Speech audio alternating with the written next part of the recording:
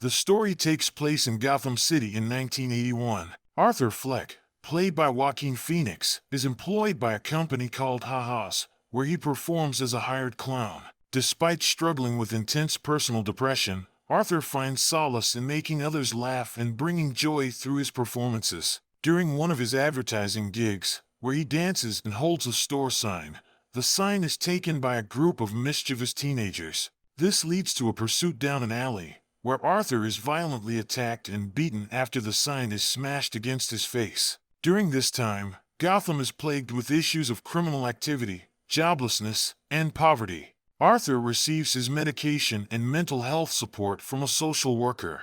On the bus ride back home, Arthur catches the attention of a young child who is amused by his silly faces. However, the child's mother intervenes and tells Arthur to stop. This prompts Arthur to break into a fit of uncontrollable and irrational laughter. The frightened mother questions him, and Arthur hands her a card explaining his medical condition causing his distinctive laughter. Arthur resides in a high-rise apartment complex with his sick mother, Penny, played by Frances Conroy. After having dinner, the two watch a television talk show hosted by Murray Franklin, played by Robert De Niro. Arthur daydreams about being a guest on the show and catching Murray's attention. In his fantasy, he captivates the audience and Murray with tales of caring for his mother. Murray connects with Arthur and invites him on stage, where they share a warm, familial embrace. It is later revealed that Penny previously worked for Thomas Wayne, played by Brett Cullen, and holds a fixation on the wealthy millionaire. She has been writing to him in the hope of improving their living circumstances. At Ha-Ha's, Arthur's coworker Randall, played by Glenn Fleshler, provides him with a gun for protection after hearing about the attack. Despite firearms being prohibited at work, Arthur is both hesitant and grateful for the gift, and he begins to feel more confident. However, his boss soon confronts him about the missing sign and deducts the cost from Arthur's pay. Arthur simply reacts with a bitter smile, unable to articulate his dissatisfaction with the situation. Arthur becomes enamored with his neighbor, a single mother named Sophie Demond, played by Zazie Beetz, who shares similar experiences with him. Despite his efforts to make a good impression, he comes across as awkward and strange around her. He even spends a day following her, and when she comes to his apartment and asks about it, he confesses. Despite her initial hesitation, Arthur invites her to attend his stand-up comedy performance. He wins her over with his charm and humor. To gain insight into the craft, Arthur watches other comedians perform. Arthur goes to the comedy club for his performance, but his nervousness takes over. He begins laughing uncontrollably, making it difficult for him to speak. However, he forces himself to continue his routine, which lacks humor.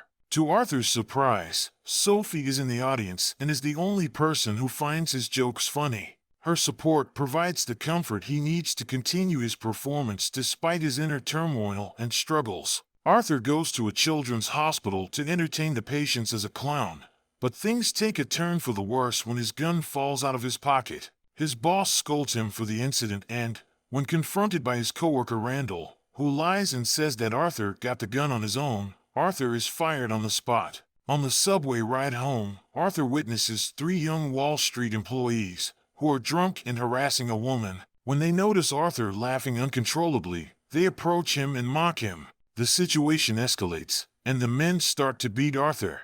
In self-defense, Arthur pulls out his gun and shoots 2 of the attackers dead before pursuing and killing the last one on the stairwell. After committing the violent act, Arthur is consumed by disbelief and retreats to a nearby public bathroom. In a state of turmoil, he begins to dance alone. As he moves, he catches a glimpse of himself in the dingy mirror, his makeup smudged and his appearance battered.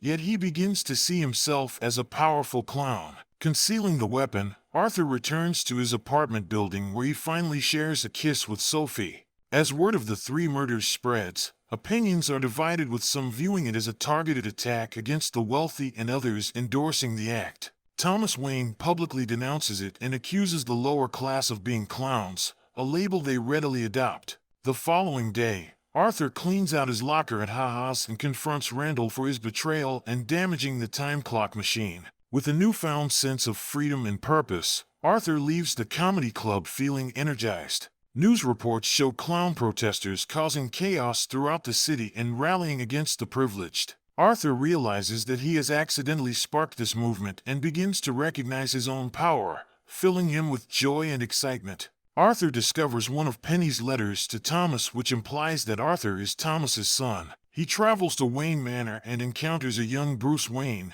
played by Dante Pereira Olson. He showcases a magic trick for Bruce and reaches his hands through the gate, eliciting a smile from Bruce, making Arthur realize the possibility of them being siblings. Alfred, played by Douglas Hodge, intervenes and instructs Arthur to leave. Arthur brings up his mother and her connection to Thomas, but Alfred claims he remembers Penny, but she was deceitful. In a fit of anger, Arthur nearly strangles Alfred through the bars, but catches sight of Bruce witnessing the altercation.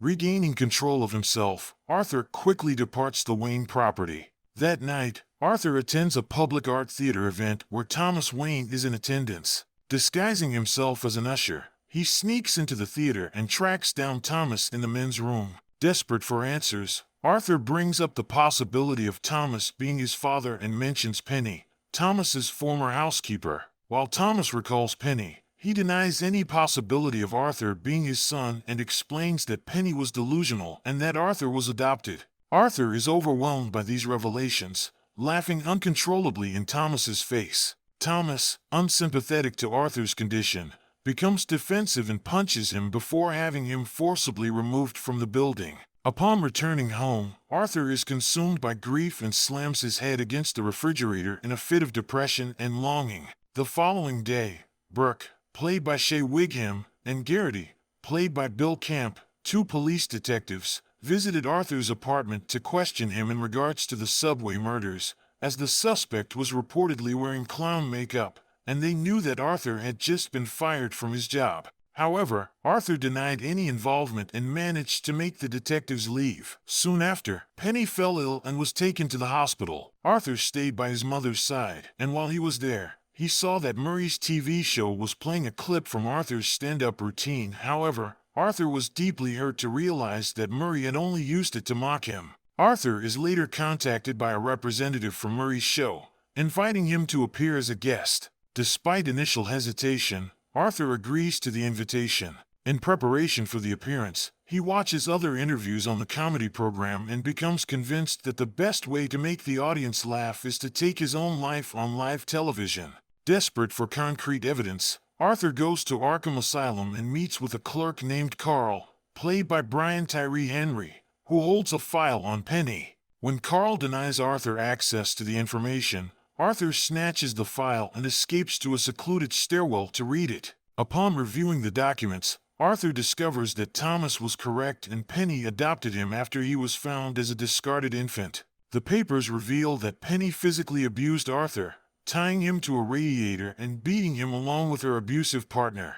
The documents also indicate that Arthur sustained a head injury, which is likely what triggered his laughing condition. Returning to the hospital, Arthur tells Penny that he used to think his life was a tragedy but now realizes it's a fucking comedy and proceeds to suffocate her to death. Arthur returns to Sophie's apartment and forcibly enters. She is frightened upon seeing him and pleads with him to go, citing the safety of her daughter. In a moment of desperation, Arthur asks Sophie if she has ever experienced a terrible day. When she responds that she doesn't know him, it becomes clear that all of Arthur's interactions with Sophie were just figments of his imagination. Feeling defeated and dejected, Arthur apologizes for his behavior and exits Sophie's apartment, leaving her in peace. Arthur prepares himself for his appearance on Murray's show by applying white paint to his face. He is soon visited by Randall and another former colleague, Gary the Dwarf, played by Lee Gill. They express their condolences over Penny's death, but then Randall mentions that Burke and Garrity are investigating the subway murders and want to question everyone. Arthur realizes that Randall is only trying to use him to cover his own tracks, and in a fit of rage, he stabs Randall twice in the face and smashes his head against the wall. A frightened Gary pleads to be released, and Arthur agrees, scaring Gary as a joke before unlocking the door for him. Gary tries to open the door himself, but his height prevents him from reaching the lock. He asks Arthur to open it for him, to which Arthur agrees, pausing to thank Gary for being the only person who was ever kind to him. Arthur kisses Gary on the forehead before letting him go. Arthur transforms himself into a clown by dyeing his hair green and applying full clown makeup. He dons a burgundy suit and dances down the stairway, fully embracing his madness and joyful demeanor. When Burke and Garrity try to arrest him, Arthur flees and they chase him into a subway train filled with citizens dressed like clowns, who have been inspired by the murders. Arthur masks his face with a stolen clown mask, which leads to a scuffle on the train. As the detectives pursue him, one of the clowns gets in the way and is accidentally shot dead during the struggle for Burke's gun. The other clowns then turn on the detectives, pulling them out of the subway and viciously beating them. In the chaos, Arthur slips away, gracefully navigating through the police forces that have swarmed the area. As Arthur arrives at the TV station, he meets Murray and his agent Gene, played by Mark Maron. In a bold move, Arthur requests that Murray introduce him as Joker, following Murray's earlier reference to him by that name. When Murray inquires about the political motivations behind Arthur's clown makeup, Arthur coolly responds, "I don't believe in anything."